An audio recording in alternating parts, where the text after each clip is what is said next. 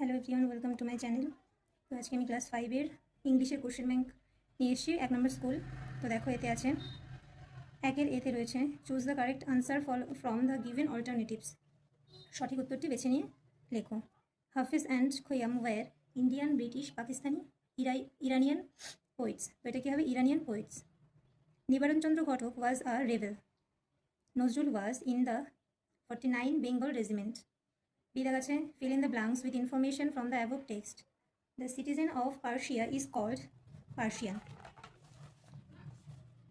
কি আছে? এই যে বিতে আছে Persian. The citizen of Persia is called Persian.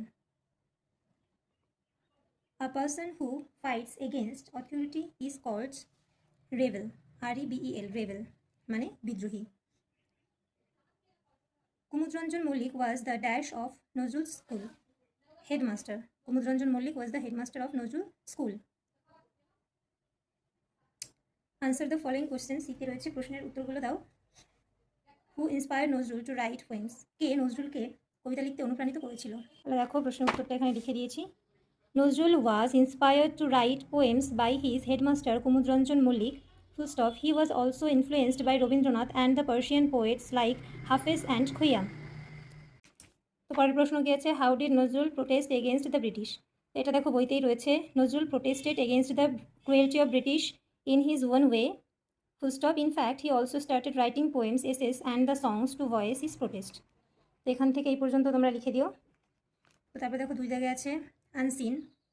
True false আছে প্রথমে। Sukanta Bhattacharya was the nephew of Buddhadeb Bhattacharya. তোমরা আগে ট্রু ফলস করার আগে এখান থেকে প্যাসেজটা পুরোটা পড়ে নেবে, তাহলে তোমাদের ট্রু ফলস করতে সুবিধা হবে। তো প্রথমটা হবে ফলস। সুকান্ত ওয়াজ কল্ড কিশোর বিদ্রোহী কবি। এটা ভুল আছে, এটা হবে false. Sukanta Bhattacharya died of tuberculosis disease, এটা হবে true. Sukanta was called the young Nazrul, true.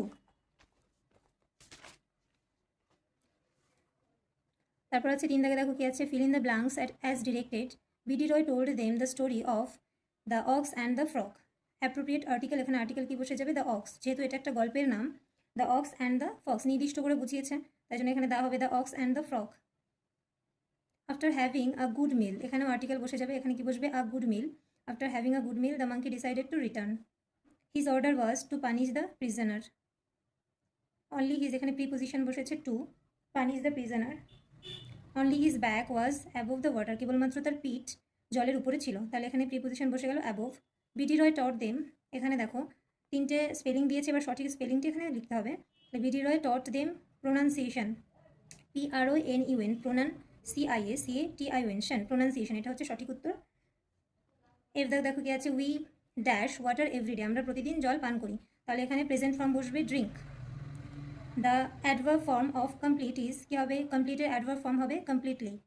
Mita dash, এখানে সুইম লেখা ছিল, এখানে লেখার জন্য এটা ঢেকে গেছে, তো এখানে দেখো মিতা ড্যাশ সুইম, এখানে এটা কি করতে বলেছে? প্রেজেন্ট কন্টিনিউয়াস, অর্থাৎ মিতা ইজ সুইমিং, এই ভার্বের সঙ্গে আইএনজি যুক্ত করতে হবে। Mita is swimming. Just open your mouth wide, এটা একটা সেন্টেন্স দিয়েছে, এটা কী ধরনের সেন্টেন্স? তো দেখো, এটা হচ্ছে ইম্পারেটিভ সেন্টেন্স হবে। I had never gone to my school since then. তো এখানে কি বলেছে? এটা কি ধরনের টেন্স, তাই তো? Identify the tense of the given sentence and right. এটা হচ্ছে পাস্ট পারফেক্ট টেন্স, ঠিক আছে? এটা হচ্ছে past perfect tense.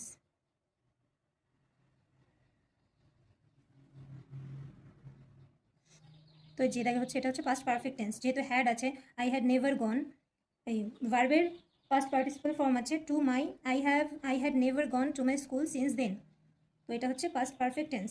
Find out a word from the unseen passage in question number 2 that mean the followings. এখানে বলছে স্টাইল, এটা কি হবে? স্ট্যান্স।